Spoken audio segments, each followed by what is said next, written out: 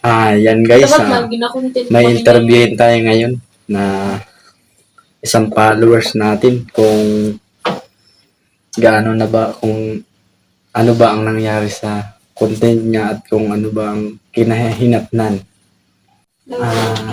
Boss, ano nga po pala yung kinagandahan ng content creator mo at sa paggawa at sa pag-edit nito? Ang maganda sa kanya yung isa lang ako pero nagagawa ko yung gusto ko. Lalo katulad dito, isa lang ako pero nagiging dalawa tayo. Maganda din naman ang isang content creator.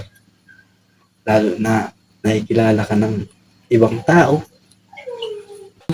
Ito nga lang po pala yung interview natin kay Boss Kupal. Maganda din pala maging isang content creator, kaya sa mga nagbabalak din mag-content creator, mag-content na po kayo. Yun lang po, Boss Kupal. Maraming salamat.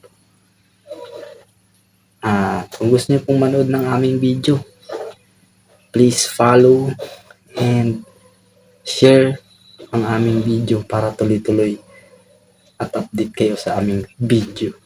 Yun lang po at maraming salamat. Thank you.